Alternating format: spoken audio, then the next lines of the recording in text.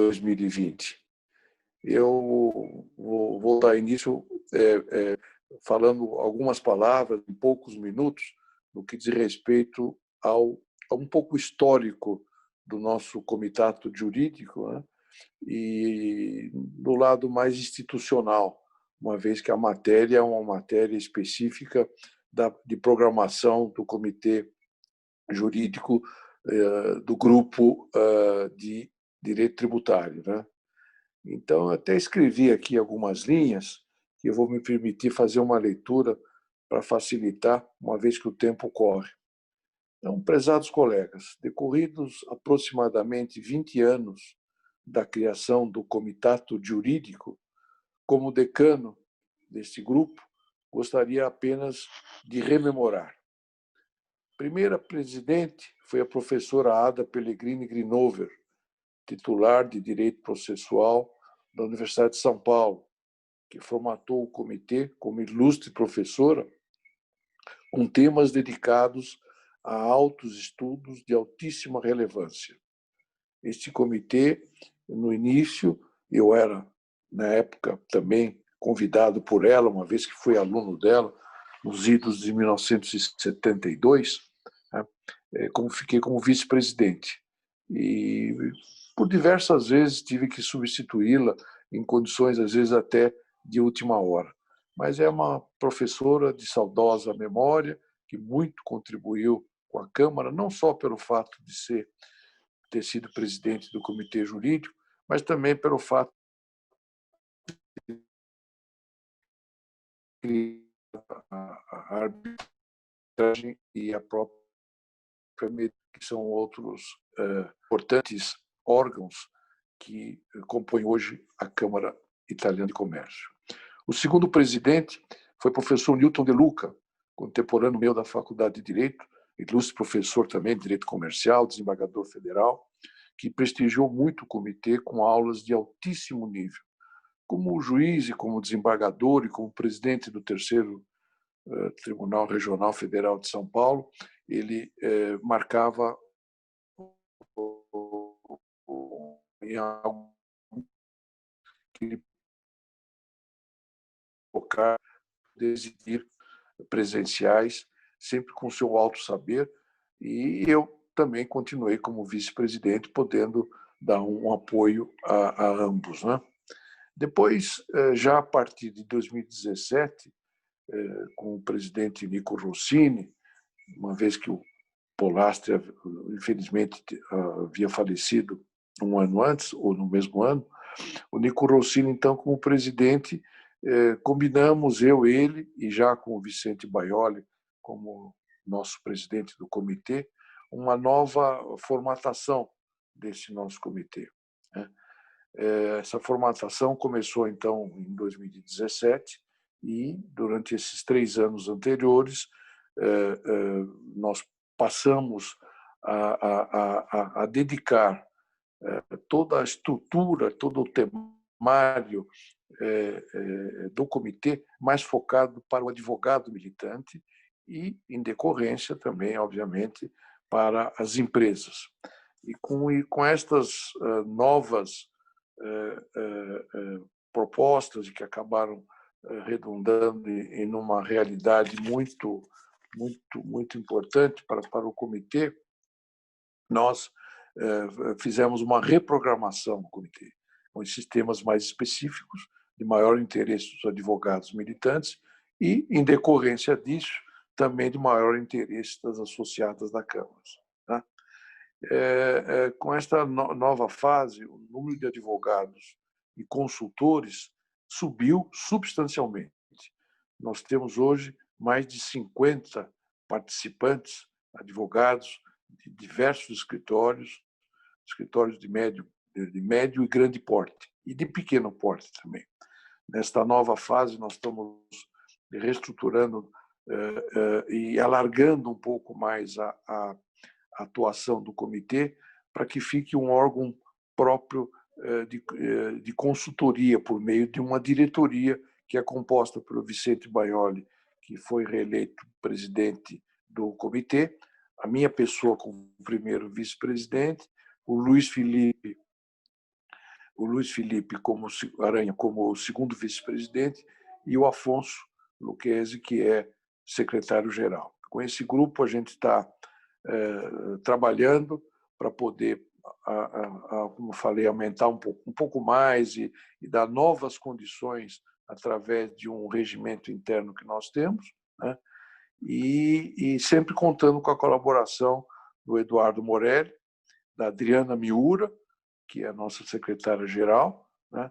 E do próprio presidente novo, que foi eleito agora em junho de 2020, que é o nosso Graciano Messana. Formamos diversos grupos de trabalho, grupos de pequenos comitês, societário, tributário, enfim, diversos outros. Neste dia, que se inicia agora com essa nova apresentação, temos o Maurício de Barros como nosso coordenador do Comitê Tributário e moderador, que foi o idealizador desses 2 dias de palestras, com temas extremamente presentes. O INSS sobre terço das férias, com o Leonardo Vilela, que inclusive é uma decisão do Supremo Tribunal Federal que acabou pegando umas pessoas um pouco assim de surpresa face à nova decisão que o Leonardo vai se incumbir de detalhar para nós. Depois nós temos o adicional de COFINS na importação, também outra matéria extremamente vai ser ministrada pelo Ricardo Calil. Depois nós temos o IPI na revenda de produtos importados e finalmente, que é os serviços e conceitos de taxatividade da Silvânia Tonietti.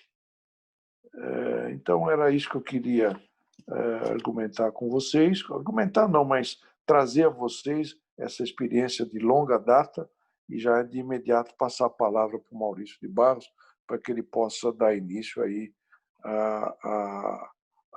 às aulas e às palestras desta manhã. Muito obrigado pela atenção de todos e desejo a todos também uma feliz palestra. Eu, infelizmente, por volta de 10h15, eu vou ter que me retirar, porque tem outro compromisso já marcado, de maneira que eu desejo a todos aí uma feliz palestra. Muito obrigado.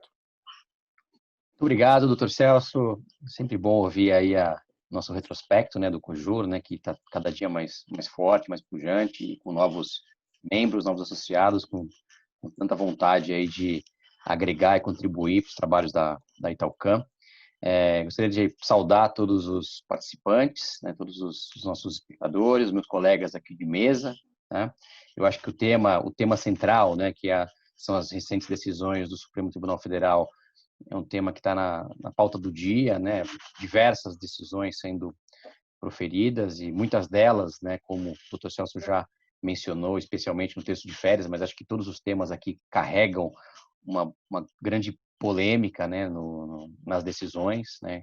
E o Supremo, né, em período de pandemia, julgando as coisas, os processos, né, praticamente de portas fechadas, né, com pouca participação, interação, né, com as partes, com os advogados, as partes. Então isso está sendo também observado muito de perto, né, e queremos crer aí que possamos, em alguns casos que foram já embargados e aguardam aí decisões dos embargos, e outros que estão por serem julgados, essa semana temos outros julgamentos muito importantes, possam ser aí endereçados com maior atenção, maior cuidado aí pela corte, né? Então, tenho aqui meus queridos colegas, né, do núcleo tributário, né, todos nós aqui somos parte do núcleo tributário, como o Dr. Celso falou, a gente é parte do comitê jurídico e temos as divisões, né, temáticas. O nosso tema aqui é o tributário, né, que nós trabalhamos, né, a nossa atividade é o objeto do nosso núcleo, né, na parte aí como uma parcela do Cojur.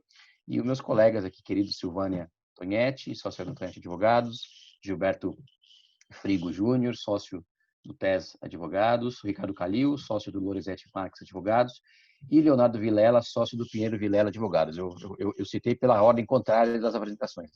Então, para fazer aqui eu fui pela tela.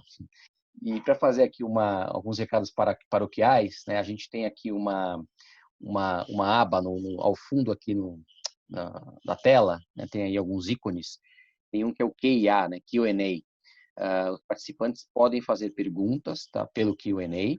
A ideia é que cada um vai fazer uma exposição de aproximadamente 15 minutos e ao final do evento nós vamos responder as perguntas aqui, tá? Evidentemente que temos muitos participantes e pode ser que cheguem muitas perguntas e tem um tempo aqui limitado. Se caso alguma coisa não possa ser respondida aqui, a gente pode responder depois, vocês podem entrar em contato, enfim, tá? No site da Câmara tem os nossos contatos e tudo mais. Também. Então, podem endereçar as perguntas que ao final elas serão respondidas. Então, sem mais delongas, eu vou passar a palavra já para o Leonardo Vilela, que vai falar aí do polêmico julgamento do terço de férias. Com você, Leonardo, a palavra. Boa palestra. Bom dia a todos. Primeiramente, muito obrigado pelo convite.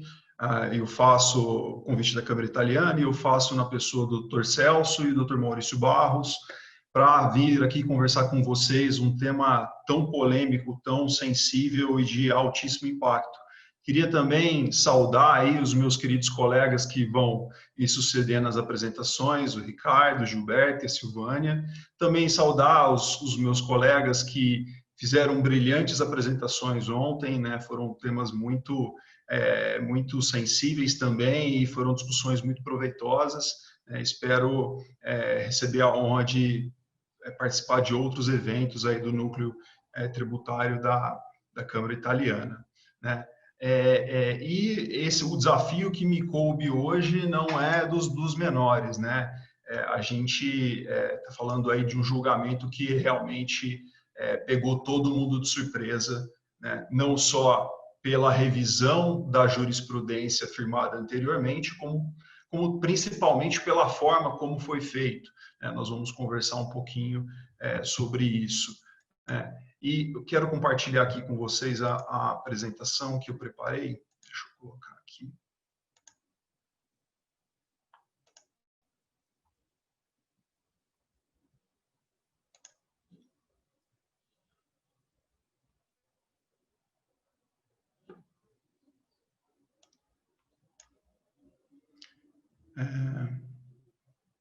Vocês não conseguem ver em full screen, né?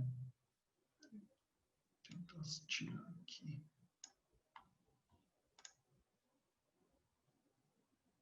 Pronto. Acho que tá todo mundo visualizando a apresentação, né? Se não tiver, por favor, Maurício, você me comunique. Bom, um pouquinho antes da gente entrar aqui nos pormenores, né, do recurso extraordinário 1072485. Desculpa, tem algo na frente aí. Acho que você dá um OK. Desculpe. Tem ela está em full screen? Não está em full screen, não.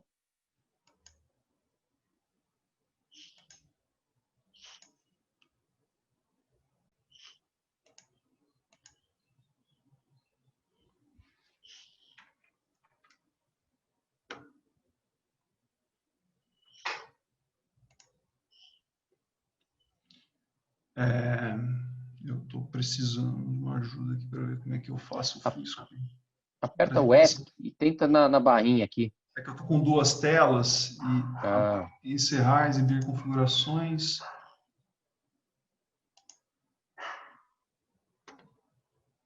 Será que foi aqui? Foi. Tá. Então, um pouquinho antes da gente entrar nos pormenores dessa decisão em particular, acho que vale a pena a gente comentar, ainda que brevemente, o tamanho das decisões e a importância das decisões que o Supremo Tribunal Federal toma em sede de repercussão geral, enfrentando o mérito de repercussão geral. Então, sucintamente, elas são vinculantes aos demais órgãos do Poder Judiciário, ou seja, Em relação aos temas que são julgados pelo Supremo, os demais órgãos do Poder Judiciário eles não podem decidir de maneira contrária, né? Elas são, no caso de decisões desfavoráveis ao contribuinte, eles podem servir de fundamento para o fisco requerer a rescisão da coisa julgada, daquela coisa julgada contrária ao fisco em relação à matéria decidida, né? E aí o Código de Processo Civil ele prevê um prazo de 2 anos a contar da decisão do leading case, e, sendo desfavorável à União, ele pode até servir de fundamento para suscitar a aplicação dos artigos 19 e 19A da Lei 10.522, que dispensa a PGFN de contestar e recorrer nessas ações judiciais, ou até mesmo os auditores da Receita Federal de autuarem em relação àquelas matérias que foram decididas pelo Supremo Tribunal Federal, né? Então, vejam que são decisões que têm um altíssimo impacto. Não é o propósito aqui a gente esgotar as questões processuais de ação rescisória, enfim, mas trazer um cenário da importância dessas decisões, né? Não só a minha aqui, que a gente está comentando agora, mas de todos os nossos colegas, né? Então, são decisões que realmente elas merecem muito cuidado, porque os efeitos delas são muito extensos e atingem toda a sociedade. Eu trouxe aqui apenas a título de provocação, né?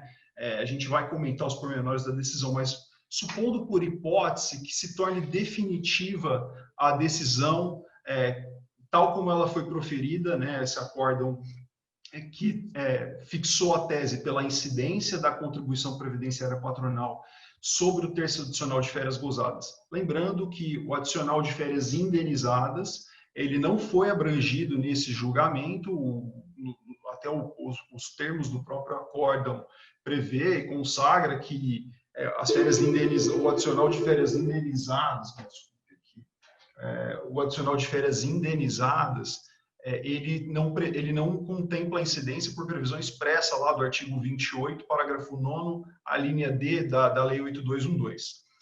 Então, supondo aqui por hipótese que se torne definitiva, transite julgado o acórdão tal como ele foi proferido, e a gente tem aí basicamente 3 cenários em relação às empresas que estão hoje adotando a jurisprudência do STJ para excluir da base de cálculo das contribuições previdenciárias patronais o terço adicional de férias gozadas. Então, a gente tem um cenário daqueles que não tem discussão judicial, eles não estão discutindo e simplesmente estão se valendo dessa jurisprudência até então vinculante do STJ para excluir. Esses contribuintes, eles estão hoje com o risco, com a exposição de serem autuados para cobrança das contribuições previdenciárias sobre esses valores nos últimos 5 anos, acrescidos aí de juros e multa de ofício, né, de 75%, pode chegar em casos a 150%, em casos em que se verifica as hipóteses de qualificação da multa. Então, a gente tem um segundo cenário com os contribuintes que têm ação judicial em andamento, né? São aqueles casos em que ou o sujeito propôs a ação há pouco tempo, ou são os casos em que eles estão sobrestados ali, na maior parte deles, estão sobrestados aguardando a conclusão do julgamento no Supremo. Esses, eles podem, né, os contribuintes, eles podem não estar se valendo de uma decisão favorável em vigor para pagar, para excluir da base de cálculo, mas aqueles que estão se valendo, na maior parte dos casos, eles estão tratando esse tributo como exigibilidade suspensa no E-Social. Nesse caso, sobrevindo à decisão final, que acolhendo a jurisprudência do Supremo, transite em julgado, esses contribuintes eles vão ter de pagar todos essas competências em que o adicional de férias ou a contribuição previdenciária paga sobre o terço adicional de férias, elas sejam cobradas acrescido de juros, né, pela Selic. E temos também algumas empresas que já têm decisão transitada em julgado, que afastam, né, baseadas lá no acórdão do STJ de 2014, que eles afastam a incidência da contribuição previdenciária patronal sobre o terço adicional de férias. Esses contribuintes, né, até que sobrevenha uma ação rescisória, e essa ação rescisória seja julgada em definitivo, para rescindir ou para desconstituir essa coisa julgada, esses contribuintes, eles podem continuar se valendo dessa decisão transitada em julgado. No entanto, como a gente comentou, existe o risco dessa decisão do Supremo, sendo transitada em julgado, servir de fundamento para que essa coisa julgada seja cassada. Muito bem. Agora a gente vai entrar um pouco mais no mérito, né, dessas discussões, né? Eu trouxe aqui uma breve linha do tempo, a gente não pretendeu esgotar quais foram todas as decisões do Supremo e do STJ sobre essa questão. Eu trouxe aqui brevemente os principais julgados que mostram um pouco a linha do tempo, o histórico relacionado à discussão da tributação sobre o terço adicional de férias. A partir da emenda constitucional 20 de 1998, o primeiro julgado, e esse do Supremo Tribunal Federal, que assentou categoricamente a não incidência pela sua natureza indenizatória do terço adicional de férias gozadas na base de cálculo das contribuições previdenciárias, foi esse agravo regimental no agravo de instrumento 603537, lá em março de 2007.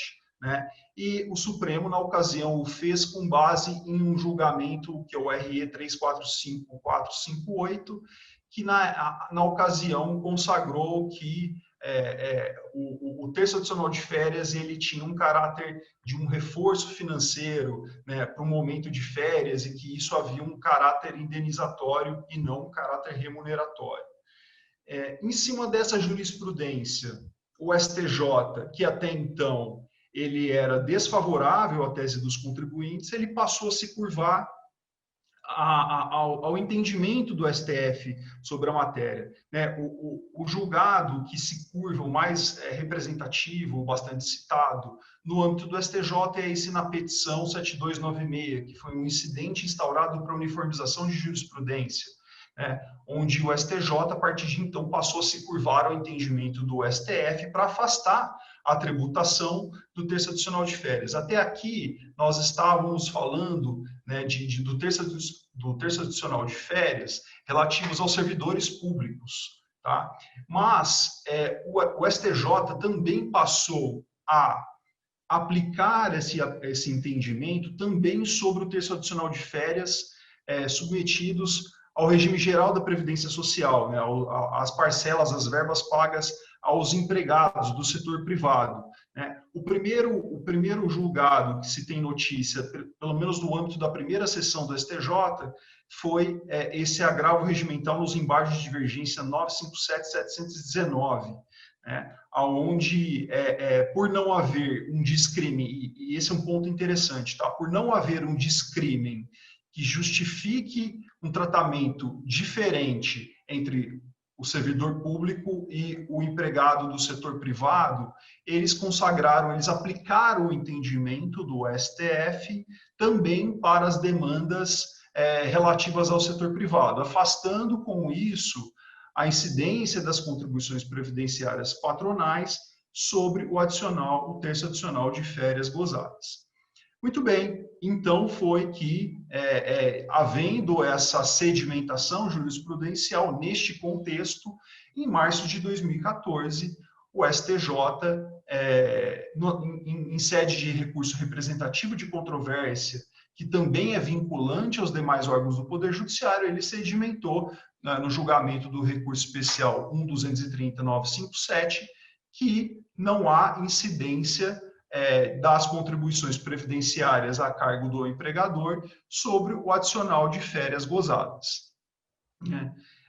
Então, esse é o grande julgado que até então vinha balizando a conduta de fisco e contribuintes, inclusive há inúmeros julgados do próprio CARF que se curvaram, né, ao se depararem demandas dessa natureza à jurisprudência do STJ.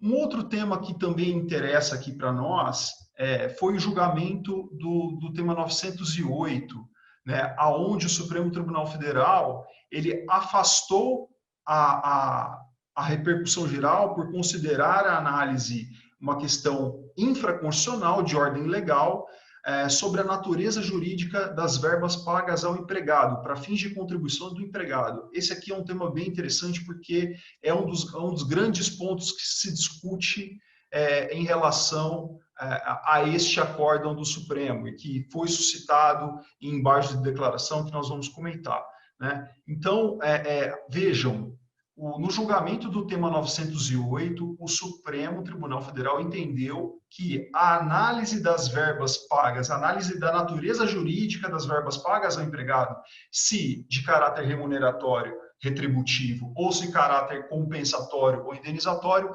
ela é uma questão infraconstitucional. Isso no contexto da contribuição devida pelo empregado e não do empregador. Muito bem.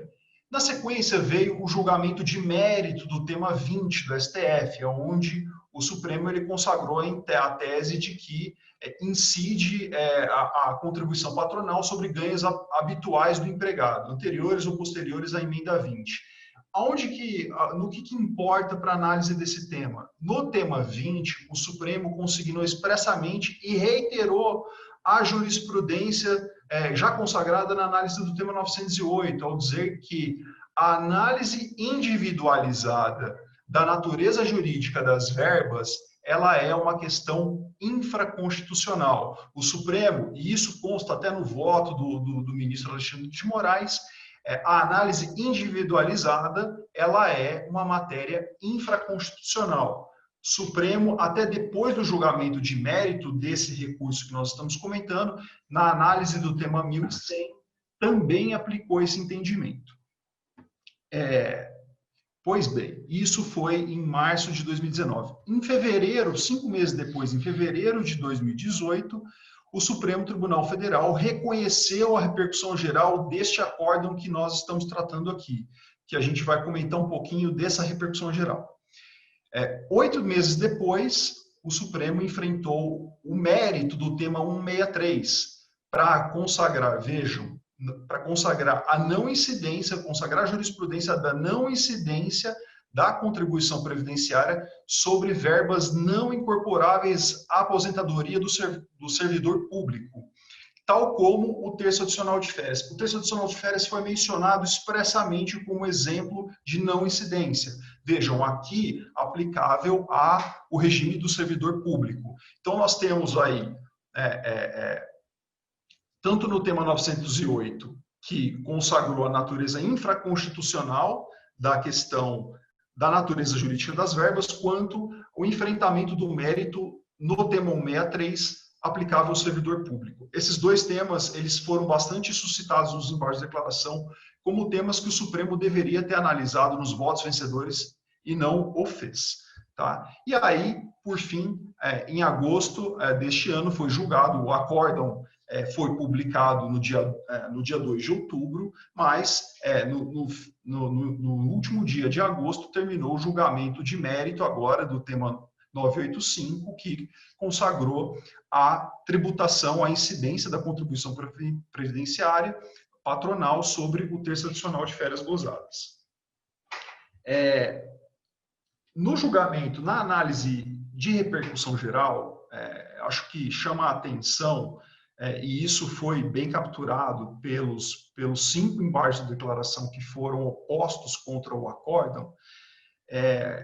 O Edson Fachin, na ocasião, na análise da repercussão geral, ele ressaltou muito bem esses temas e afastou a existência da repercussão geral por se tratar de matéria infraconstitucional. E ele foi seguido aí por outros 3 ministros, o Luiz Fux, o Celso de Mello e o Barroso. E o ministro Marco Aurélio, seguidos aí acompanhados pelo Dias Toffoli, Alexandre de Moraes, Gilmar Mendes e Lewandowski, entenderam que era questão constitucional.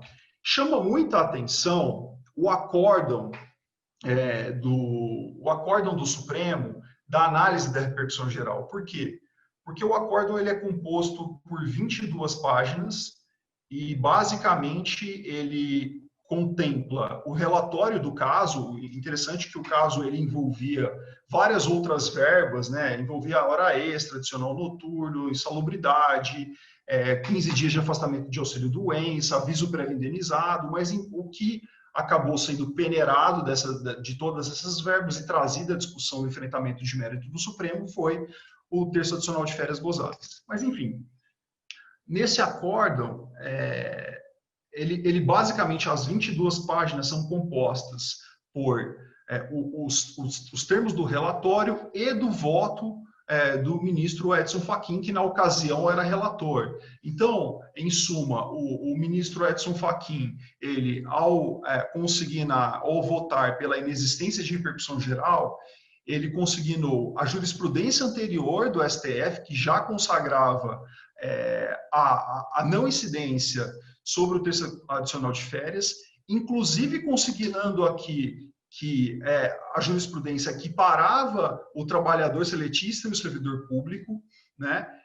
Ele lembrou também o julgamento do tema 163, que o Supremo entendeu que não havia incidência de contribuição previdenciária sobre o terço adicional de férias em relação ao servidor público, e também lembrou que o Supremo, mais recentemente, vinha entendendo que a discussão sobre a natureza das verbas pagas, a discussão individualizada das verbas pagas pelo empregador ou empregado, se indenizatórios ou remuneratórios, ela está restrita ao âmbito infraconstitucional, que foi também exatamente o que o Supremo entendeu lá no julgamento do tema 908. E aí o curioso é o seguinte, né? Eu tomei a liberdade de transcrever ipsis literis o resto do acórdão, o que não se limita em outras palavras, né? Tudo que não se refere ao relatório, né, e a menção ao voto do ministro Edson Fachin, são esses dois parágrafos que estão transcritos nessa tela, né? Ou seja, da leitura desses parágrafos eu não vou ler esses dois parágrafos, até porque o tempo não permite, mas veja que você consegue perceber que não houve uma fundamentação no acórdão que consagrava a existência da repercussão geral. Não se enfrentou para reconhecer a repercussão geral dessa matéria, não se enfrentou as discussões relativas ao tema 163, não se fez o descrime em relação ao tema 908, simplesmente, parece-me, por uma canetada, foi submetida à repercussão geral para que essa questão fosse enfrentada no mérito, né? Até convido todos, né, que queiram se inteirar mais dessa discussão, abram o acórdão que analisou a repercussão geral lá em 2018, que a questão fica evidente. No enfrentamento do mérito, pois bem, em agosto, no final do mês de agosto deste ano, houve a análise do mérito e então, o Supremo consagrou a constitucionalidade da incidência da contribuição previdenciária patronal sobre o terço adicional de férias. O ministro Edson Fachin foi o único vencido, ele não foi acompanhado por nenhum dos ministros, o ministro Celso de Mello não participou do julgamento, salvo engano, ele estava de licença médica, nessa época, no seu voto, o ministro Edson Fachin, ele reiterou todas as questões que já havia consignado no seu voto, em que ele votou pela inexistência da repercussão geral. O seu voto consagrou, ele contemplou a jurisprudência anterior da STJ, o enfrentamento pela Corte Suprema, o que já havia sido decidido no julgamento dos temas 163, que consagrou a não incidência no caso do servidor público e que, no caso da contribuição do empregado, afastou, não reconheceu a existência da repercussão geral por se tratar de uma matéria infralegal. Então, ele, ao final, né, por consagrar a jurisprudência do Supremo Tribunal Federal, ele decidiu pela inconstitucionalidade. E, por outro lado, né, proferiram votos a favor da constitucionalidade o ministro Marco Aurélio, que foi designado relator depois que o ministro Edson Fachin restou vencido na análise da existência da repercussão geral, e também proferiu voto o ministro Alexandre de Moraes. Os demais ministros acompanharam o relator. A tese firmada foi de que é legítima a incidência da contribuição social sobre o valor satisfeito a título de terço adicional de férias, nos termos do voto do relator, com maioria, vencido o ministro Edson Fachin, e aqui a gente destacou os dois principais pontos que não foram enfrentados pelo Supremo Tribunal Federal na ocasião. Esse acórdão ele foi publicado no dia 2, agora de outubro, e foi objeto de embargo de declaração por, além da parte, outras 4 instituições. Né? Eu não numerei aqui, são muitos os argumentos levantados, né? Mas eu trouxe aqui os principais pontos que, a meu ver, foram suscitados nestes embargos de declaração. Então, na ocasião do seu voto, o ministro Marco Aurélio, ele não enfrenta, para conseguir na incidência da contribuição previdenciária, ele não enfrenta a questão do caráter remuneratório dessa verba, ele simplesmente consagra ou ele sustenta o caráter habitual dessa verba. Foi consignado também a contradição do acórdão em relação ao julgamento dos temas 163 e 908, que nós já comentamos, cujas decisões também se basearam em menor ou menor grau nesse artigo 7º, inciso 17 da Constituição, que é justamente a sede constitucional do terço adicional de férias. Né? Veja, esse dispositivo da Constituição, ele prevê o direito do trabalhador de receber as férias acrescidas de 1/3, mas de modo algum não se define, nem nesse dispositivo nem em nenhum outro dispositivo da Constituição Federal, se essa verba possui natureza indenizatória ou remuneratória. Tá?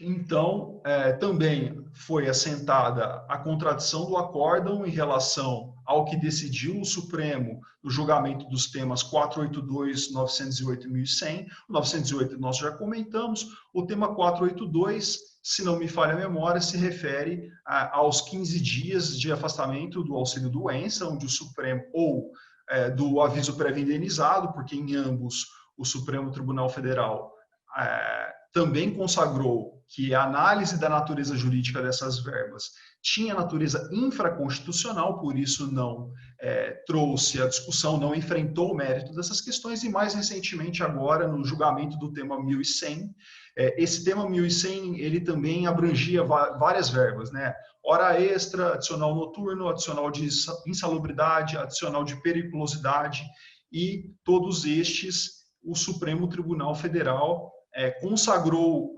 aquele tema, né, consagrou o entendimento firmado no julgamento do tema 20, que diz que a análise individualizada da natureza jurídica das verbas para fins de incidência ou não da contribuição previdenciária, ela tem caráter infraconstitucional. Houve outros argumentos importantes, né, que foi a colidência com a própria jurisprudência do STJ, a omissão do acórdão sobre a finalidade preconizada pelo legislador constituinte originário em criar a obrigatoriedade do pagamento do terço adicional de férias, que sugere não, mas que denota uma natureza indenizatória da verba, a omissão no texto do acórdão sobre a não incidência das contribuições sobre o terço adicional de férias indenizadas, isso no texto da tese firmada, né?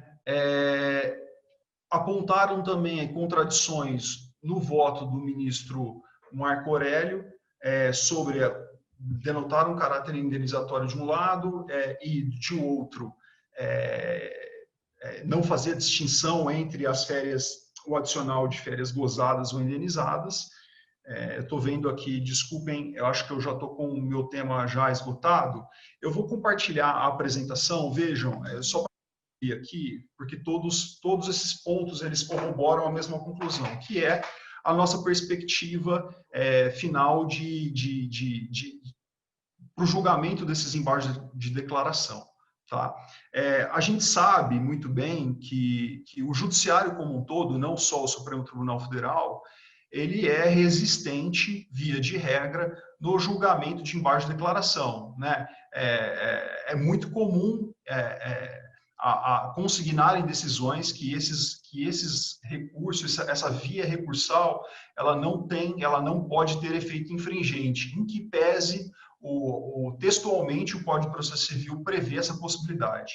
Agora, esse é um caso em que, obviamente, por toda a sua importância, ele está sendo acompanhado de perto, né, por associações de classe, né, inclusive comento aqui que a ABAT está fazendo, né, um trabalho muito importante. Os embargos de declaração que foram opostos pela ABAT em relação a esse tema, ele vai muito a fundo sobre essas questões e em que pese essa resistência, né, do judiciário como um todo, e o Supremo não tende a ser diferente, em rediscutir, em reabrir discussões de mérito em sede de embargos de declaração, diante das peculiaridades deste caso, em vista de que os votos vencedores não enfrentaram a própria jurisprudência, né, do Supremo em casos anteriores, veja, né, o Supremo ele pode rever a jurisprudência dele próprio, ele não se vincula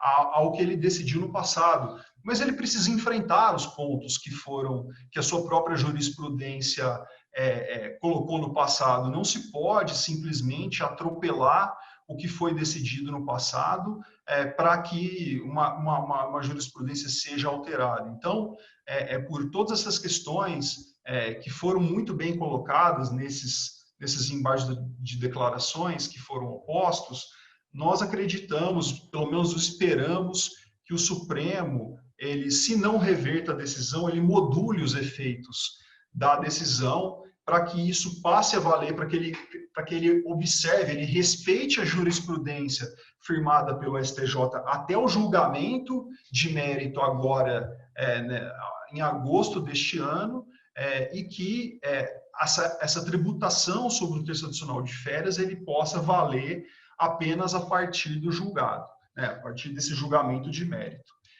Enfim, peço aí desculpas pelo avanço do tempo, acho que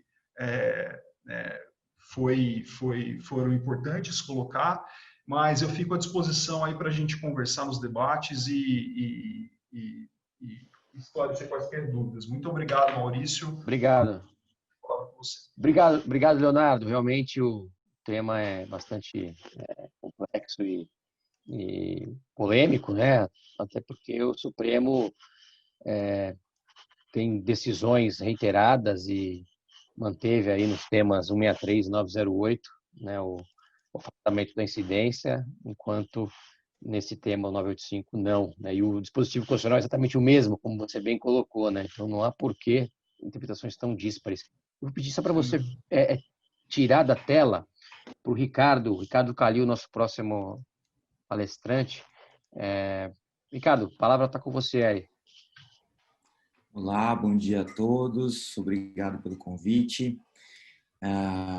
Eu vou compartilhar aqui a minha apresentação, que vai ser sobre a decisão da STF no adicional de COFINS na importação. Vamos lá.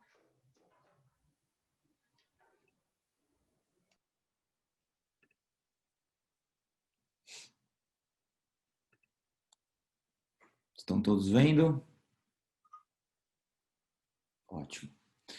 Bom, qual que é o assunto aqui em discussão, né? Sendo bastante objetivo. A importação de produtos, como vocês sabem, está sujeita a uma série de tributos aduaneiros, dentre os quais a COFINS de importação, que via de regra incide a alíquota de 9,65%. Né? O que aconteceu? Por meio de uma alteração ocorrida em 2012, o artigo 8º, parágrafo 21 da Lei 10.865 de 2004, passou a prever um adicional de 1% da COFINS de importação sobre determinados produtos que foram especificados nesse parágrafo 21. Qual foi a justificativa? A justificativa foi que, nesse mesmo período, surgiu a contribuição previdenciária sobre a receita bruta, né, que incidia sobre esses mesmos produtos. Então, como os produtos nacionais produzidos no Brasil passaram a estar sujeitos a essa contribuição previdenciária sobre a receita bruta, o fisco entendeu que deveria ser majorada a alíquota da COFINS de importação para equalizar a tributação sobre o produto nacional com o produto estrangeiro. Então, essa foi a justificativa econômica que foi implementada por meio desse adicional da COFINS de importação. Além disso, em 2015, foi criada uma regra dentro da Lei 10.865 que vedou aos contribuintes a tomada do crédito desse adicional de 1%. Regra geral, quando o contribuinte aqui no Brasil, que paga PIS e COFINS na não cumulatividade, importa um produto, toda aquela COFINS paga na importação pode ser usada como crédito. E essa lei, ela vedou a tomada de crédito especificamente sobre esse 1% da COFINS de importação. O que aconteceu? Os contribuintes se insurgiram tanto contra o adicional de 1% como em relação à vedação ao crédito. O Supremo Tribunal Federal ele analisou essa questão, essas duas teses no recurso extraordinário 1.178.310 com repercussão geral. Então, eu vou passar brevemente aqui qual que era a tese dos contribuintes. Em relação à inconstitucionalidade da alíquota adicional de 1%, os contribuintes argumentavam que a majoração deveria vir por lei complementar, não por lei ordinária. Por quê? Porque existem alguns dispositivos da Constituição que dizem que fontes adicionais de custeio da Previdência Social, diferentes daqueles não previstos na Constituição, deveriam ser veiculados por lei complementar. Tá? Os contribuintes também arguíram violação ao princípio da igualdade. Por quê? Porque apenas o produto estrangeiro está sujeito a esse adicional de 1% na importação. Além disso, alegaram que esse adicional violaria acordos internacionais que o Brasil celebrou que vedam o tratamento discriminatório entre produtos nacionais e estrangeiros. Como só os estrangeiros estariam sujeitos a 1% de adicional, isso violaria a proibição ao tratamento discriminatório. Em relação à inconstitucionalidade da vedação à tomada de crédito, o que foi veiculado pelos contribuintes? Primeiro, que isso violaria a não cumulatividade. A não cumulatividade está prevista na Constituição Federal, embora não tão bem delimitada, mas existe uma previsão de não cumulatividade para a COFINS, e os contribuintes arguíram que essa vedação seria uma violação direta ao preceito constitucional. Além disso, violação à igualdade, porque apenas os produtos estrangeiros estariam sujeitos a essa vedação à tomada de crédito, os produtos nacionais não estariam sujeitos a nenhuma vedação ao crédito, e além disso foi arguido que a contribuição previdenciária sobre a receita bruta, que foi a justificativa para o aumento da COFINS de importação, ela é um tributo opcional. Você pode continuar recolhendo contribuição previdenciária sobre a folha, ao invés de recolher sobre a receita. Então, ela não seria necessariamente uma justificativa econômica válida para a instituição desse adicional, né, para vedação ao crédito. Pois bem, os argumentos da Fazenda Nacional foram basicamente o quê? 4 argumentos. Primeiro, eles disseram que a COFINS de importação ela tem um caráter de extrafiscal, ou seja, não é simplesmente um caráter arrecadatório. Ela visa também proteger a economia nacional contra produtos estrangeiros. Além disso, eles defenderam que a justificativa de que a equalização do produto nacional, que estaria sujeito à contribuição previdenciária sobre a receita bruta,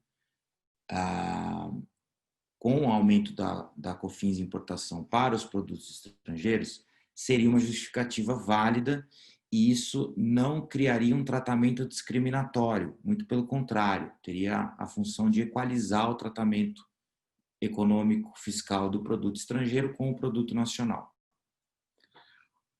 Por fim, eles alegaram que a não cumulatividade, na questão da COFINS, ela é matéria para o legislador ordinário. Embora prevista na Constituição, como o Constituinte não delimitou quais as regras, os critérios que embasariam essa não cumulatividade, caberia ao legislador ordinário definir essas regras como ele o fez. Então, não teria problema ele vedar o crédito nesses casos.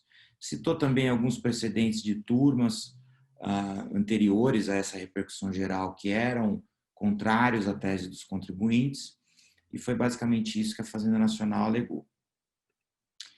Bom, a decisão do STF. O que o STF decidiu? Em relação à primeira tese, que é a inconstitucionalidade do aumento da COFINS em 1% para esses produtos, por unanimidade eles julgaram constitucional esse aumento. Então, foi afastado. O Supremo disse o seguinte, que não há necessidade de lei complementar, porque não se trata de um tributo novo, nem de uma nova fonte de custeio. Trata-se simplesmente de um aumento de alíquota para determinados produtos. Além disso, o Supremo entendeu que, neste caso concreto, o aumento da COFINS de importação ele não criou um tratamento discriminatório, pelo contrário, ele equalizou o tratamento dado aos produtos nacionais que passariam a estar sujeitos à contribuição previdenciária sobre a receita bruta com os produtos estrangeiros, que, como eles não poderiam estar sujeitos a essa contribuição previdenciária, seria válida, seria legítimo o aumento em 1% da COFINS de importação para fazer essa equalização.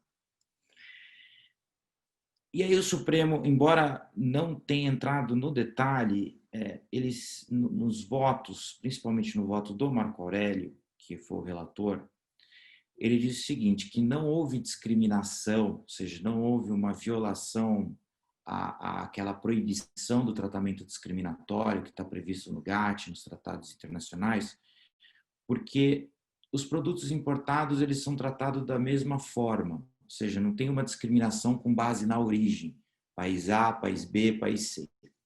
Mas ele não entrou, isso é colocado de forma muito breve, em um parágrafo apenas do voto dele, sem entrar no detalhe dessa discussão.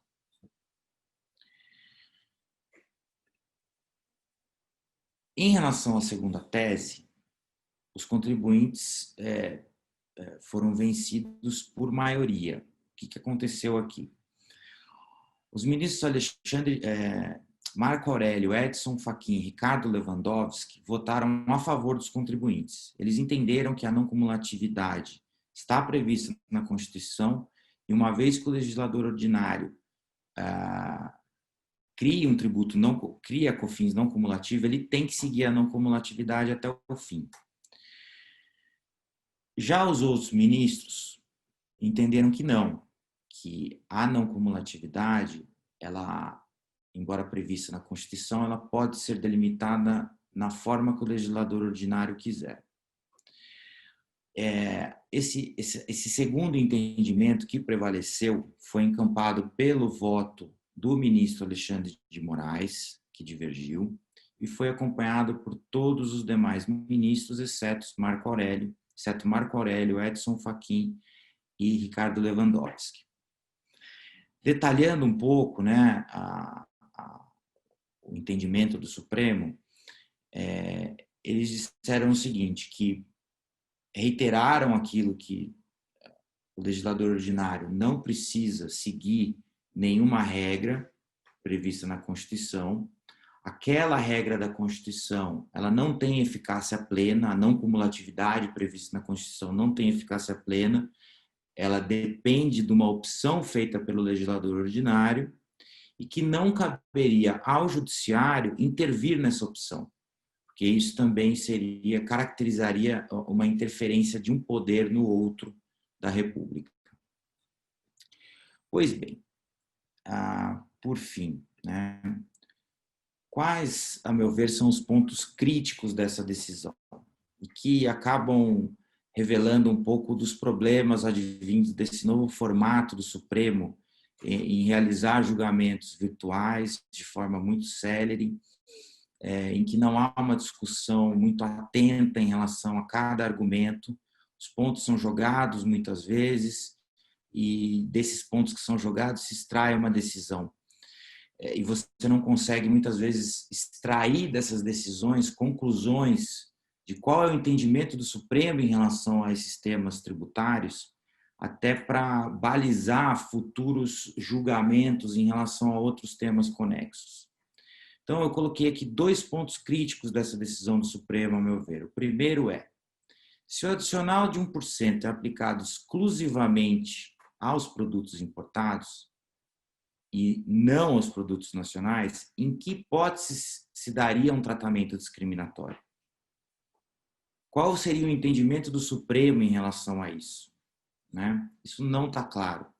Né? Foi uma decisão tomada pontualmente, mas em que não se criou uma base teórica, né, em relação à questão discriminatória. Quando que se dá uma discriminação, quando que não se dá uma discriminação. O Supremo não entrou em detalhes em relação a isso. Isso, como vai ser analisado até pelo próximo palestrante, isso também tem efeitos na decisão em relação ao IPI na revenda de importados. Né? E tem um outro ponto que, para mim, mereceria uma análise mais detalhada, até do ponto de vista econômico, na decisão. A contribuição previdenciária sobre a receita bruta, ela substituiu a contribuição sobre a folha de pagamento para um determinado grupo de contribuintes. Ou seja, não se trata de um tributo novo que foi criado. Então, não faz muito sentido você usar um tributo que já existia, sempre existiu para todos, e que, pelo simples fato dele ter mudado a sistemática de cálculo, ao invés de ser sobre a folha, passou a ser sobre a receita bruta, você usar esse argumento para majorar a COFINS importação. Porque, verdade seja dita, é que os produtos nacionais, eles estão sujeitos, diante de todo o processo econômico, a diversos tributos que não estão sujeitos aos produtos importados. Então, o produto nacional está sujeito à produção do produto nacional, você tem diversas taxas, diversos tributos sobre o lucro, diversos outros tributos que não incidem sobre o produto importado, porque é uma sistemática completamente diferente.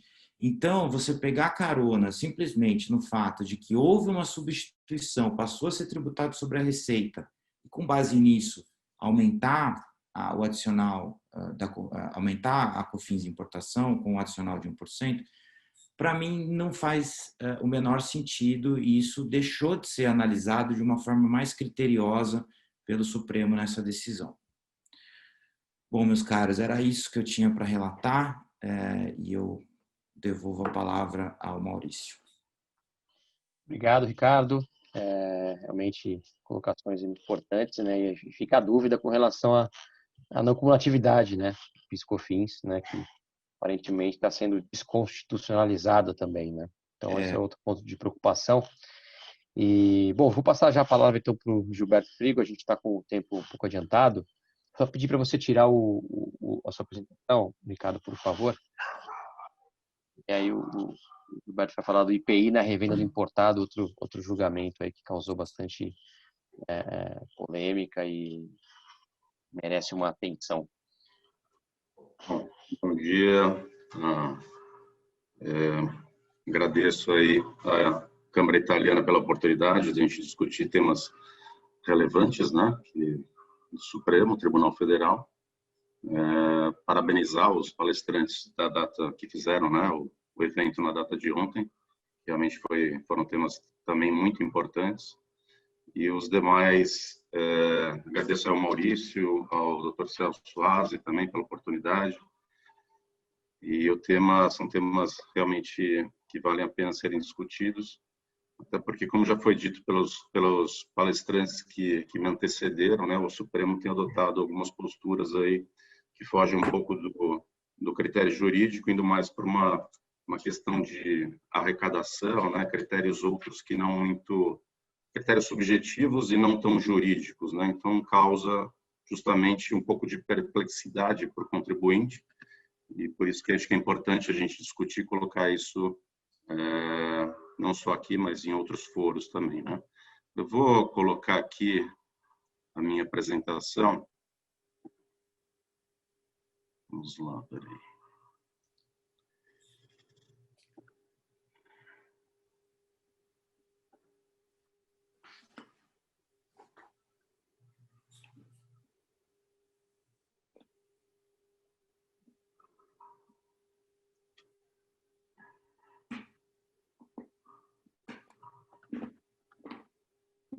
Está acontecendo aqui? Espera só um minutinho.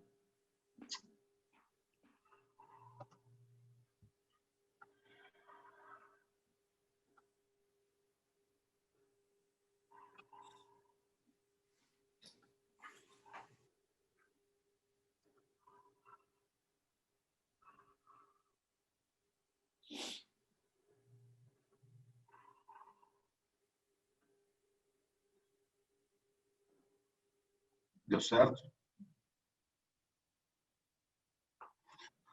Bom, então vamos lá. O tema aqui é IPI na revenda dos produtos importados, né? Foi gerado esse tema, o tema 906, o STF que reconheceu como repercussão geral o recurso extraordinário 946648, né? Vamos lá, deixa eu tirar aqui uma parte, peraí, vamos lá.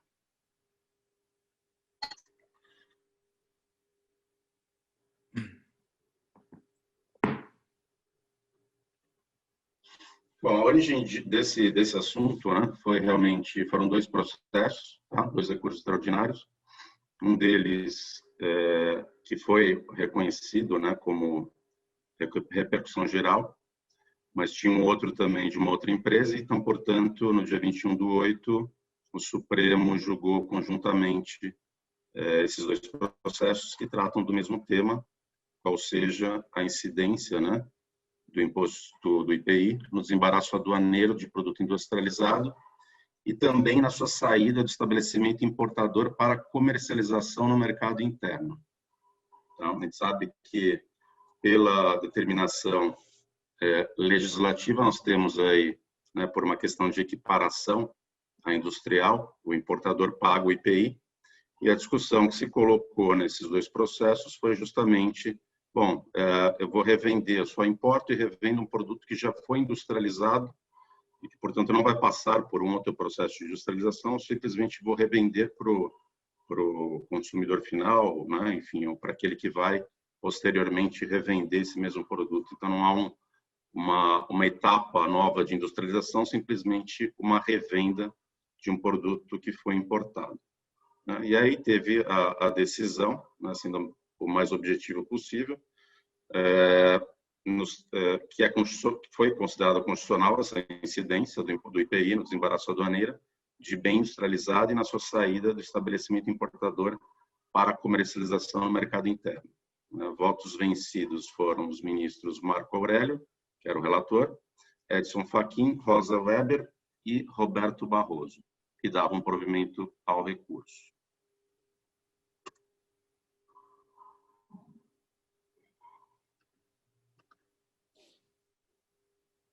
Bom, aqui a alegação dos contribuintes, né, sobre a ausência justamente dessa incidência no desembaraço aduaneiro e na saída, ou se paga no quer dizer, a alegação do contribuinte que ok, pela determinação do próprio CTN, eu sou equiparado a industrial, eu devo pagar no desembaraço aduaneiro, o IPI. Na saída para comercialização, eu não tenho um evento próprio, eu não tenho um fato gerador, né, para um novo pagamento que justifique essa cobrança de IPI na simples revenda, né? Então, na saída para comercialização, eles adquirem bens importados diretamente de um fabricante e quando realizam esse desembaraço aduaneiro, os produtos estão prontos e acabados para o consumo no mercado brasileiro. Deste modo, a operação consiste na revenda das mercadorias importadas aos varejistas e atacadistas nacionais, bem como, né, como já dito, diretamente aos consumidores finais. Então, não havendo assim, portanto, um fato gerador que justificasse um novo pagamento de IPI nessa simples revenda. Aqui eu coloquei um trecho do voto do ministro Alexandre Moraes, que foi acompanhado, né, pela maioria, para que tenha sido dado aí, portanto, ganho de causa para a União Federal.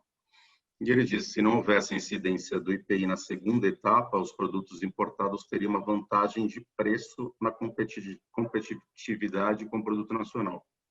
Por isso, a legislação brasileira buscou estender tratamento equânime ao produto industrializado importado e ao similar nacional, resguardando, assim, o princípio da igualdade, da livre concorrência e da isonomia tributária. Bom, mais para frente a gente vai ver aqui agora também trechos do voto do ministro Marco Aurélio, que foi voto vencido, mas que fundamentou o porquê da não incidência do IPI na saída do estabelecimento importador para revendimento do mercado interno. Então, eu coloquei trechos aqui do voto, né, que, em síntese, ele diz que o fato gerador previsto, né, no 46.2 CTN, que reporta também ao 56 do CTN, ele diz que, 51 do CTN, aliás, ele diz que realmente esses artigos limitaram o sujeito passível constitucionalmente eleito. Então, devendo o legislador fazer referência a tal definição quando da instituição do tributo.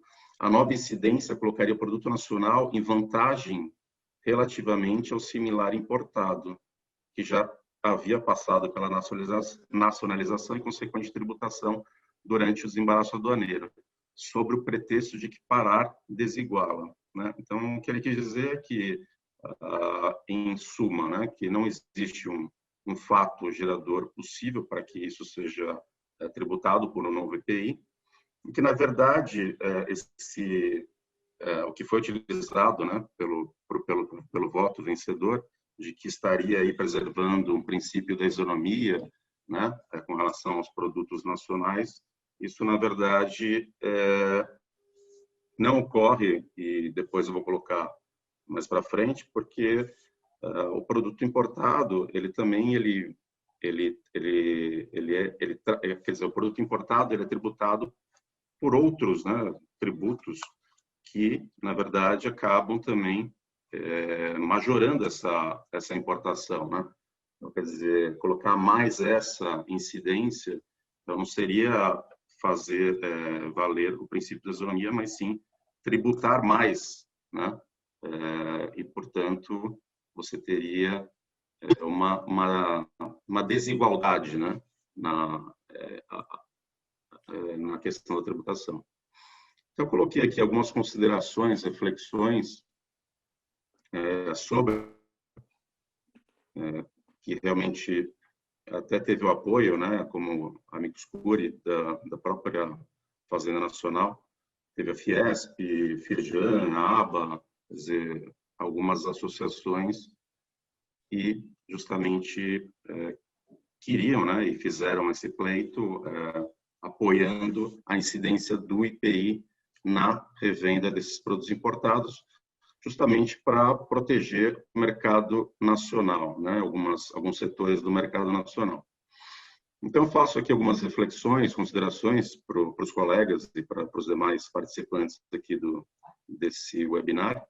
O Brasil é um país essencialmente exportador de commodities, que depende pesadamente de importações, tanto de manufaturados como de propriedade intelectual. Há um acréscimo artificial no preço, já pressionado pela alta do dólar. Então, isso já é um custo muito alto para os produtos importados também. Esse argumento de equiparação faz sentido, é uma pergunta, né? Esse argumento de equiparação faz sentido, já que as operações de importação sofrem incidência de tributos que não gravam as operações internas, como imposto de importação, contribuições, o PIS, COFINS importação, CID importação, adicional de frete para a renovação da marinha mercante e pela taxa de utilização do Siscomex. Isonomia foi realmente respeitada nesse caso. Um dos fundamentos também que foi utilizado pelo voto vencedor, ter lucro na revenda é fato gerador para a incidência do IPI, o simples fato de, tudo bem, na revenda ele vai ter um lucro, então, portanto, tem que ser tributado. O IPI incide sobre o ciclo de industrialização, né, que termina com o desembaraço aduaneiro. Portanto, o tributo não cabe ao comerciante. Há duas exceções previstas, né, como já dito no inciso 3º, inciso 3 do artigo 51 do Código Tributário Nacional. O comerciante só é considerado contribuinte de imposto quando sua atividade se equipara à dos importadores ou industriais, o que, ao meu ver, não foi o caso, né? E a dupla incidência do IPI atinge seriamente a segurança jurídica em matéria tributária, tanto na esfera doméstica, em que fere o princípio da legalidade, afrontando o dispositivo expresso do Código Tributário Nacional, artigo 51, inciso 3, como no âmbito internacional, até por conta de acordo, né, acordos internacionais, como foi dito pelo palestrante que me antecedeu. Então, ficam aqui algumas... uma exposição bem breve sobre o assunto, que é um assunto importante, gerou realmente polêmica, né, essa questão. Então, eu coloquei de forma bem rápida e objetiva, até por conta do tempo, que eu acho que é mais a questão da gente pensar, né, nessas decisões e refletir sobre essas considerações, porque, como já foi dito, né, esses julgamentos virtuais acabam muitas vezes, acho que, passando por cima de algumas análises que deveriam ser feitas de forma um pouco mais adequada, né? A gente vê que o fundamento principal foi uma questão de isonomia e proteção do mercado interno, mas o que se vê, na verdade, é o contrário, quer dizer, já existe uma tributação muito pesada, até para questão de câmbio, enfim, outras considerações, né? Já é uma tributação muito pesada com relação às importações.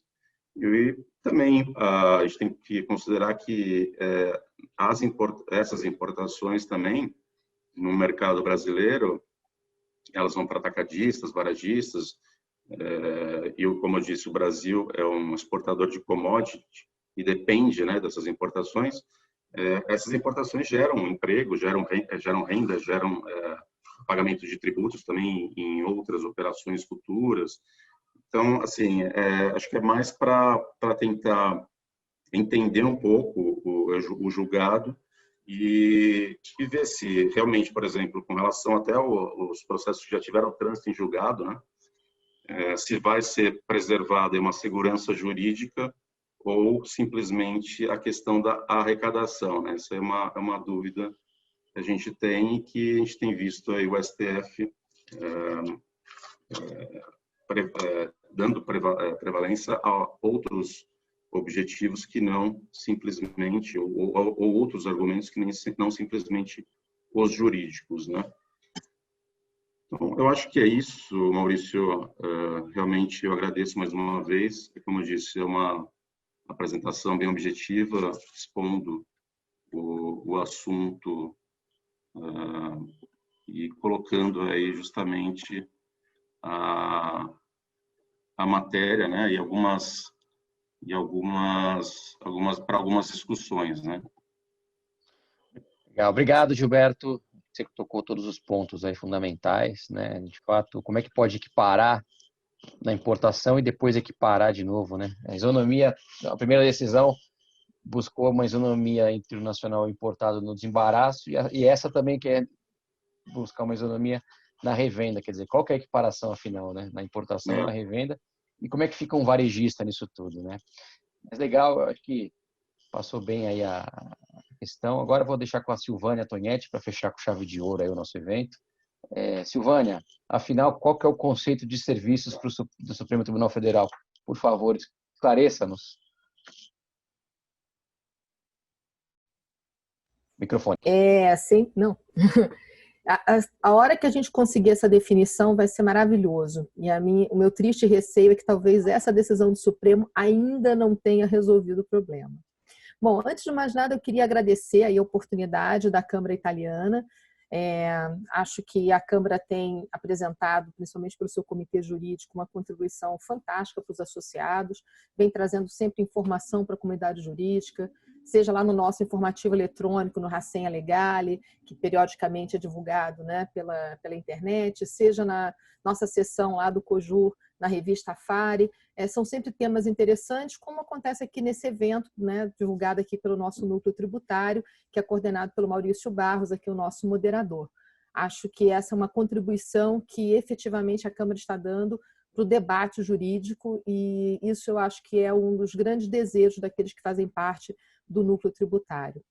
E a gente vê pela qualidade das palestras, né? Ontem nós ouvimos palestras super interessantes, a Mara falando sobre guerra fiscal, o Rafael falando sobre ICMS na importação, ICMS na transferência de mercadorias que o José Flávio trouxe, a imunidade nas exportações indiretas da Fernanda, e essa nossa conversa de hoje aqui trazendo as nossas perplexidades diante da falta de coerência do Supremo Tribunal Federal. E dos tribunais superiores. Bom, e nessas decisões eu vou falar exatamente do tema 296, que saiu com uma fixação de tese muito interessante. Dizia assim, uma novidade, taxativa a lista de serviços sujeitos ao ISS.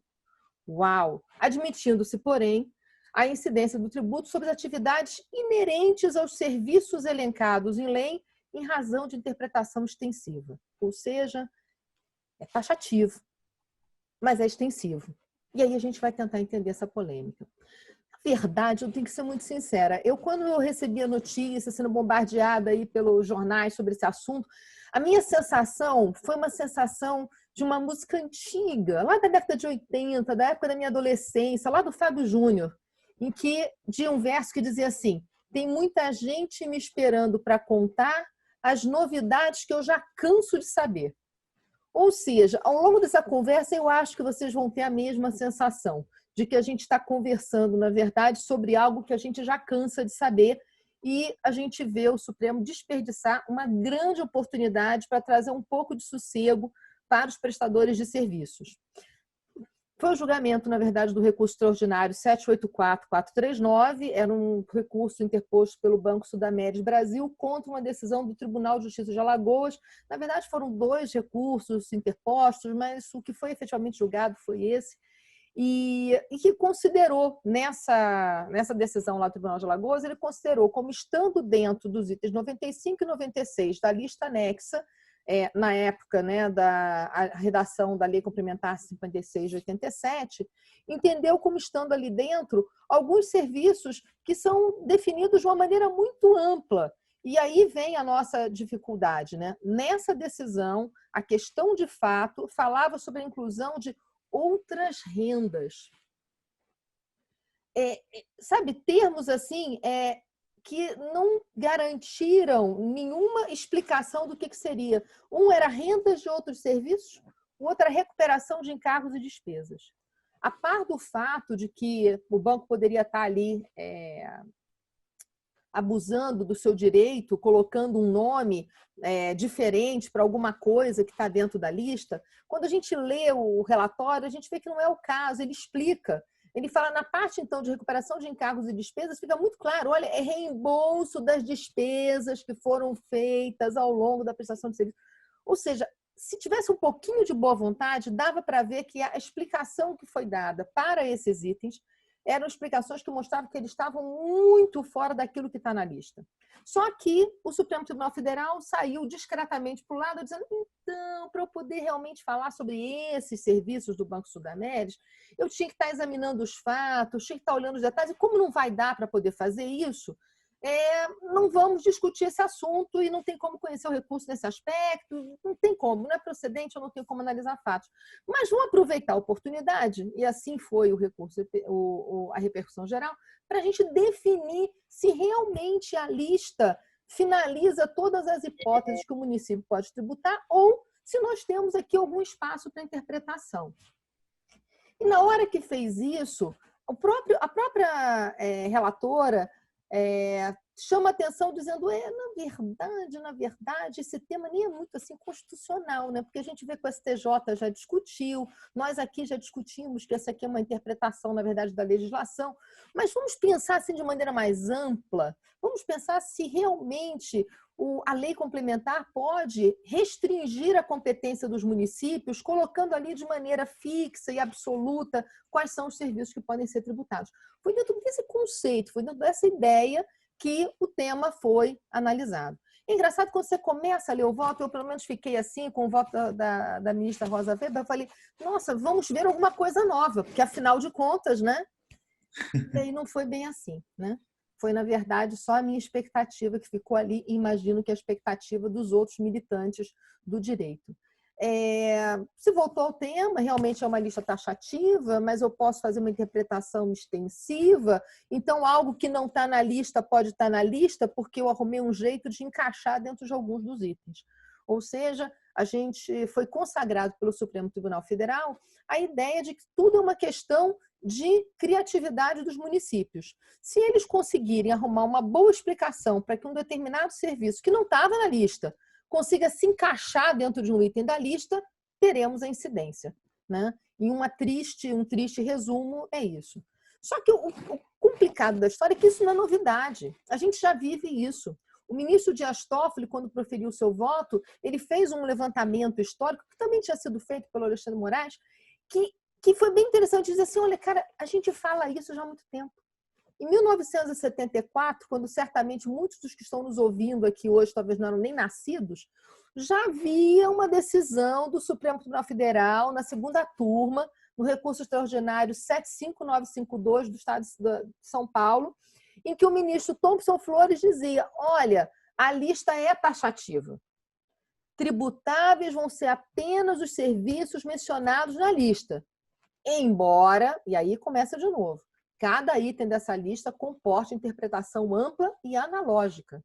E ele dizia isso, suportado nas lições de Leomar Balieiro, que também já tinha proferido decisões mais ou menos naquela época, dizendo a mesma coisa. Ou seja, nós começamos a discutir ISS e sua lista, dizendo que essa lista é uma taxativa, mas que se amplia, né? Se refutou a ideia de que ela seria exemplificativa, porque se entendeu que, ao fazer isso, nós estaríamos dando uma liberdade para o legislador ordinário muito grande. Se levantou até o motivo do porquê que isso não podia acontecer, porque é a lista também que acaba definindo a limitação de competência entre Estado e município, na época a competência do ICM, competência do ISS. Então era importante que sim, que existisse uma lista que fosse taxativa, que fosse fechada, mas, de novo, não se conseguiu dizer isso até o final. Por quê? Em parte, a gente consegue concordar. Existe uma evolução natural das hipóteses de serviço. Na verdade, a nossa sociedade, nos últimos 30, 40 anos, teve uma infinidade de serviços que antes não existiam e que passaram a surgir pelo próprio desenvolvimento tecnológico, pelo próprio desenvolvimento da sociedade. Então, tá bom, faz sentido que você tenha alguma ampliação.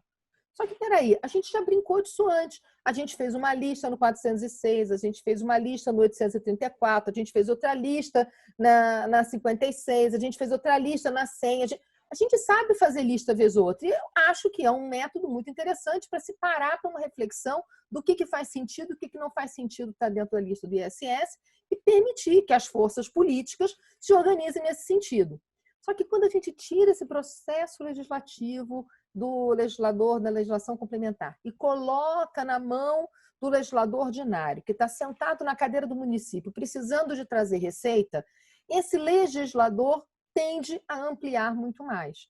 E é aí que a gente tem a dificuldade. Dificuldade essa que não foi resolvida em 79, quando aí, por sua vez, a primeira turma do Supremo Tribunal Federal foi lá e falou a mesma coisa. Olha, a taxatividade da lista não exclui que, amplamente interpretado, cada um dos itens alcance uma maior ou menor compreensão. E, eventualmente, pode atingir um serviço que não estava individualizado, mas que deveria ser abrangido. Ou seja, com isso, sabe o que se fez? Se colocou o serviço de vigilância como estando dentro da lista, no item 16 da lista da época, que era do Decreto-Lei 834, e o item 16 falava, sabe o quê? Fornecimento de mão de obra. Então, foi lá, fornecimento de mão de obra, beleza, tudo que tem fornecimento de mão de obra eu posso colocar aqui, e aí os serviços de vigilante que não estavam dentro dessa história acabaram entrando.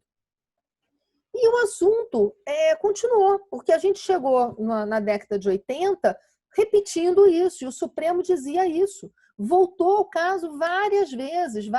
A gente teve em 85, decisão relatada pelo ministro Francisco Rezec, também na segunda turma, dizendo que alguns serviços bancários só não poderiam ser tributados o ISS porque eles tinham sido excluídos expressamente. Em 2006 e 2010 e ao longo da década de 90, se voltou várias vezes ao tema. Quando a gente chegou em 2010, a gente teve uma discussão no plenário e que ele foi até um pouco mais amplo, porque foi uma discussão se eu posso ampliar o próprio conceito de serviço. Ou seja, enquanto a gente discutia que a gente ia ampliar a lista, o negócio já estava complicado. Mas agora a gente começou a discutir se a gente pode ampliar o próprio conceito de serviço. E aí saiu uma decisão que ela assusta pela sua característica, meio dizendo assim, olha, eu tenho atividades que elas são atividades que elas não são serviços, não.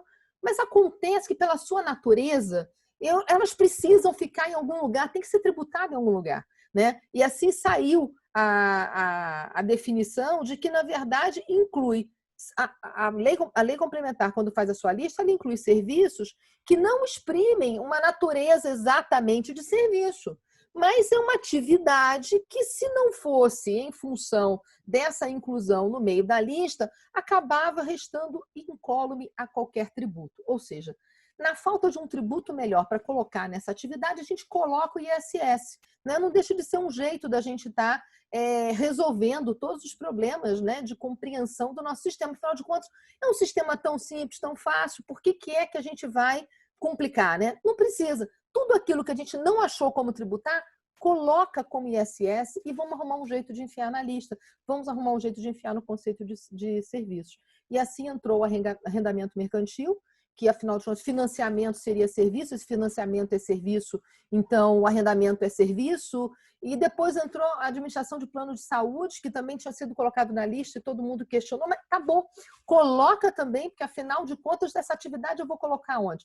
Coloca como serviço, né? E essa orientação do Supremo acabou sendo também seguida pelo Superior Tribunal de Justiça. O Superior Tribunal de Justiça, no recurso repetitivo em apreciação do recurso especial 1111-234 do Paraná, definiu, olha, a jurisprudência dessa corte firmou o entendimento de que é taxativa a lista de serviços, admitindo-se aos já existentes apresentados com outra nomenclatura o emprego da interpretação extensiva para serviços congêneres. Ficou ali todo mundo tentando dizer que, olha, é congênero, quando escreveu que é congênero, não é, amplia. Estava todo mundo vivendo mais ou menos com isso e até houve súmula, né? O Superior Tribunal de Justiça tem a súmula 424 dizendo isso, né? Que sim, eu posso alcançar, específica sobre serviços bancários, onde existia na lista uma previsão de alcance de congêneros, mas não deixa de ser essa ideia de que eu posso, por interpretação, ir ampliando. E a gente, quando a gente olha esse último julgado, a gente vê que o Marco Aurélio ele até tentou. O ministro Marco Aurélio falou assim, gente, olha só, se uma coisa é taxativa, do ponto de vista lógico, isso é incompatível com eu conseguir ampliar. Se eu estou conseguindo ampliar, não é mais taxativo, gente, não dá. A gente vai dar uma carta branca para o legislador ordinário e ele vai pegar os conceitos que já são imprecisos da lista e vai colocar lá vários outros negócios que não tem nada a ver com sendo serviço. E o mais legal, se a gente recordar que a decisão do Supremo anteriormente já tinha dito que eu posso ampliar até o conceito de serviço, então imagine o espaço de criatividade que sobraria para o legislador ordinário. Mas ele não sensibilizou, na verdade, ficou isolado na sua visão sobre o caso. E o Gilmar Mendes, tentando salvar alguma coisa, ainda falou assim, gente, vamos tentar pelo menos melhorar a tese. Ao invés da gente dizer que vai ter interpretação extensiva para todos os itens para todas as situações, vamos limitar essa interpretação extensiva para as situações em que tem já uma abertura no texto para isso. Então, quando diz e outros serviços, e congêneres, aí a gente aproveita nesse momento e coloca essa interpretação extensiva. Mas não para tudo. Porque se fosse para tudo, o legislador não ia perder tempo escrevendo em alguns itens que alcançava também os congêneres. Né? Se fosse para ser todos desse jeito, para que escreveu isso? Então, na linha de que o legislador não escreve palavras que não são necessárias, que é uma das ideias que a gente tem que usar na hora de interpretar um texto, bom, na verdade, mesmo a interpretação e os argumentos tão lógicos do ministro Gilmar Mendes foram afastados. Não, não é isso. Então, dizia a relatora, olha, e não tem problema, vão ter excessos do município, vão ter excessos do contribuinte, e é para isso que está o judiciário aí.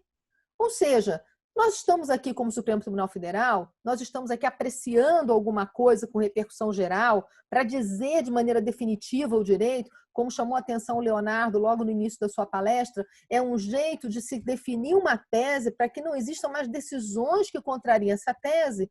E aí a premissa da nossa relatora é, então, e se tiver excesso, vai no judiciário. Ou seja, eu não estou aqui para decidir nada disso, entendeu, gente? Olha, esse negócio aí, vocês decidam aí de novo. Não estou afim de decidir. Então, é uma repetição daquilo que já era um erro cometido pelo Supremo ao longo de décadas, que era deixar esse assunto tão solto como acabou ficando, e que se repetiu. E qual é a desculpa? A desculpa é a seguinte, olha, mas é que acontece, se a gente não fizer assim, todo mundo vai lá mudar o nome do serviço que está prestando só para não ficar dentro da lista. E aí a gente volta, cara, isso aí é você ter alguém que está abusando do seu direito. E aí vai caber ao município demonstrar que, na verdade, naquele serviço, o que houve foi apenas a mudança do nome. Vamos entender qual é o serviço. Esse é o trabalho do município, ir lá e fiscalizar. Ele vai lá e olha e fala, não, você botou aqui que isso aqui é renda de outros serviços, mas não é não, porque isso aqui é o fornecimento de talão de cheque, e fornecimento de talão de cheque está na lista. Pronto, está resolvido o problema. Não precisa o Supremo Tribunal Federal tumultuar ainda mais a nossa situação, criando essa ideia do taxativo, que não é taxativo, do taxativo que a gente expande. E ainda com uma definição de interpretação extensiva muito perigosa. Então, embora o ministro Alexandre de Moraes ele chega a trazer um pouco esse conceito de interpretação e dizendo, olha, nós não estamos falando aqui de analogia, porque na analogia não está escrito, na analogia eu estou criando, eu estou acrescentando, eu estou falando de interpretação extensiva, onde o texto não foi amplo o suficiente, mas que o intérprete vai lá e busca qual é o sentido da lei, qual é o sentido que o legislador quis dar. E, no fundo, com toda essa sua explicação, não chega muito longe, porque nós continuamos no mesmo problema, nós continuamos com uma insegurança jurídica, que todo prestador de serviço que cria um serviço novo, e aqui nós estamos vivendo um momento de muita mudança, ou seja, qual é o dado concreto da realidade do século XXI? Nós não sabemos que outras profissões e que outras atividades vão estar surgindo ao longo das próximas décadas. Né? A gente não sabe o que é que vem. Sim, vão ter muitas mudanças. Agora, se todas essas mudanças vão ter que estar dentro do conceito de serviços, essa é a pergunta que talvez o Supremo poderia ter ajudado, trazendo um pouco mais de parâmetro para essa definição. Então, nós poderíamos ter um parâmetro, por exemplo, dizendo, olha, os abusos vão ser coibidos. O que vai definir o serviço não é o nome. O que vai definir o serviço é a atividade desenvolvida. E as atividades, sim, tem que estar na lista. Não dá para a gente ir criando, acrescentando, não. Tem que estar na lista. E é o que acabou não acontecendo. O Supremo Tribunal Federal foi lá e resolveu criar mais uma novidade. Então, naquele cenário que nós vimos desde a década de 70, em que vem essa lista taxativa, mas que não é taxativa, que você aumenta, no meio disso ainda se trouxe mais uma expressão. A expressão agora é o seguinte: se inclui também na lista, por interpretação extensiva, as atividades inerentes aos serviços elencados. Ó céus, o que serão essas atividades inerentes? Né? E aí nós temos agora, podemos abrir uma roda aqui de apostas, quanta coisa não vai entrar no conceito de atividade inerente, até porque Eu não conheço doutrinador que tenha trabalhado o conceito de serviços falando de atividades inerentes. Então, a gente vai ter que começar a produzir a doutrina de novo. Julgado, então, deixa para lá, né? Mas esse foi um presente que nós recebemos da nossa Procuradoria da República, que gosta de participar, que gosta de criar. Nós temos, assim, digamos, um papel muito extenso do Ministério Público Federal e que, digamos, ele se apropria mais ainda. Quem trouxe esse conceito foi, na verdade, o procurador, na hora que deu seu parecer. E aí ele saiu explicando. E aí vamos aproveitar para poder, aproveitando que a gente agora pode fazer interpretação extensiva, vamos estender mais um pouco. Então, dizia o procurador, olha, há de se reconhecer que a lista de serviços sujeitos ao ISS é taxativa. Todavia, quando as características da atividade que se pretende tributar não são estranhas às características das atividades dos serviços que estão efetivamente listados na lei, mas inerentes à natureza desses serviços, ou seja, constituam mera variação do aspecto material da hipótese de incidência, há de se permitir a incidência do ISS sem que a administração tributária incorra com isso em uma tributação inconstitucional. Nessa hora, os grandes tributaristas que formaram a ideia de um sistema tributário, seja nacional, seja dentro de qualquer outra jurisdição, aqueles caras que se debruçaram em cima da ideia de hipótese de incidência para dizer, olha, é a hipótese de incidência que cria o limite entre o poder do Estado e o indefeso cidadão ao proteger o seu patrimônio. A tal da hipótese de incidência. É o aspecto material da hipótese de incidência que define onde vai estar a tributação. Aí vem o nosso moço e escreve assim, ó, mera variação do aspecto material da hipótese de incidência. Poxa, eu tinha aprendido lá nos idos, né? Porque eu sei que agora cada dia o direito tributário está mais dinâmico, eu tinha aprendido que, olha só, é a hipótese material, o aspecto material da hipótese de incidência é o que define o tributo. Se alguma coisa saiu dali, não pode ser tributada. E aí o meu sujeito vira aqui e fala, então, é a variação do aspecto material da hipótese de incidência. Gente, se variou o aspecto material, não é mais a mesma coisa. Mas tudo bem, ninguém parou para discutir isso, todo mundo achou muito legal o fato de que era só uma questão de repetir o que já estava sendo dito, e com isso nós tivemos uma grande inovação que não inova nada, que só traz mais dúvidas, que só traz mais perplexidade. Ou seja, é uma novidade que não é novidade, é uma inovação que perdeu a grande oportunidade de inovar. E agora vai a doutrina construir de novo o que são as atividades inerentes, construir de novo qual é o limite dessa interpretação extensiva, e justamente num sistema jurídico onde os doutrinadores não chegam sequer à conclusão do que é interpretação extensiva. Né? Se nós formos ler os grandes autores explicando o que é interpretação extensiva, você encontra de tudo. Então, nós vamos partir disso para poder entender quais são efetivamente os serviços que estão cobertos pelo ISS diante dessa belíssima decisão que o Supremo Tribunal Federal trouxe para a gente de presente no mês de junho e que a gente até achou que poderia sair melhor no acordo, mas não saiu quando a gente viu em setembro, que ela deixou todo mundo tão perplexo que não deu nem para embargar. Porque, né, não tinha, você vai dizer o quê? Né? Você vai embargar só se for da falta de lógica, e parece que isso não é um dos requisitos lá dos embargos de declaração, né? Devia ter lá a falta de lógica na decisão como um dos critérios, mas infelizmente não está lá. Então é isso que nós temos, Maurício. A gente não resolveu o problema, eu lamento te desapontar, mas eu também fiquei desapontada na leitura do acordo. Legal. Bom, eu também fico com essa perplexidade. Eu achava que você teria visto alguma coisa que eu não vi, mas é isso. E aí a gente tem esse problema que você pontuou muito bem, né? Um contencioso, é uma decisão que deveria pacificar uma discussão, né? Na verdade vai gerar mais contencioso porque você vai cair na casuística, né? Você vai cair, pô, tá bom. E esse meu serviço Exatamente. Aqui, ele está no congênere? Ele está no extensivo? Não tá bom, então vamos judicializar. Então, cada serviço novo, e a gente sabe que o que é mais dinâmico na economia são os serviços, né? A economia está passando por um processo de tudo virar serviço, no fim das contas, ou intangível, né? Se a gente não quiser ficar preso no conceito de serviço, mas o uso, né? Pagar pelo uso das coisas, né? Então, você acaba tendo novas situações não contempladas e tudo pode cair em algum congênere, como você bem colocou. E aí o perigo a emoção ainda tem o Estado com o ICMS.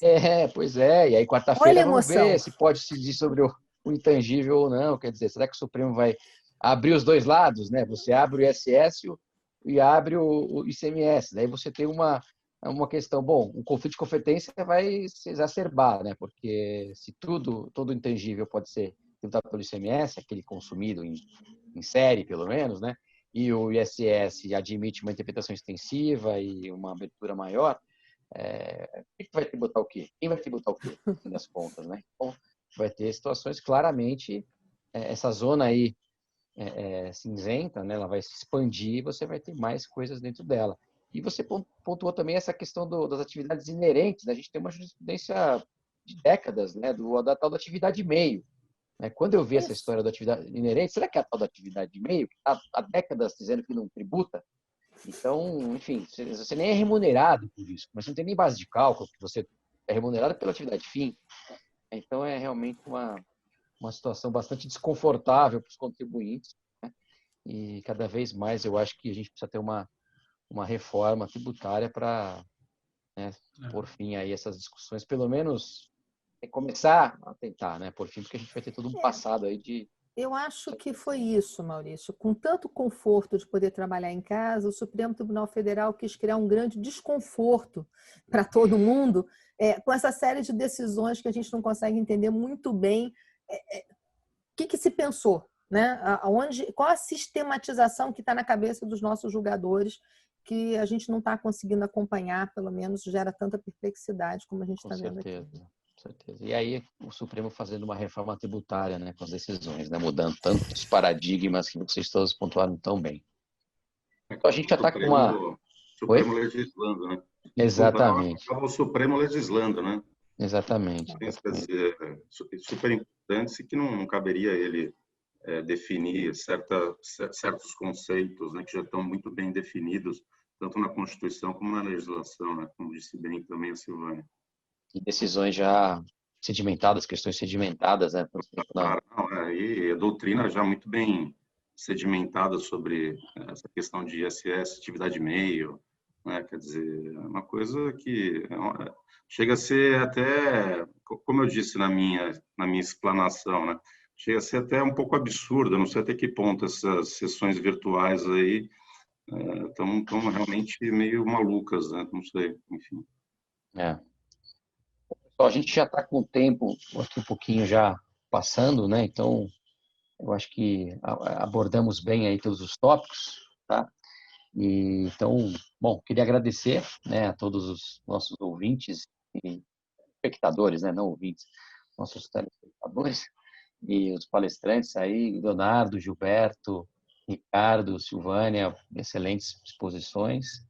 E faremos, né, em breve aí mais algum evento, né, pessoal? Vamos discutir lá. E assunto não falta, né? A gente tem aí assunto pra caramba, né? O Supremo está dando muito insumo para a gente, né? Então, vamos aproveitar e toda a reforma tributária, alterações legislativas aí no forno, né? Então, queria agradecer e espero que todos tenham gostado. Obrigado, pessoal. Boa tarde, bom fim de semana. Agradeço a todos Obrigado. também. Grande abraço, bom final de semana. Um abraço, até mais. Até mais.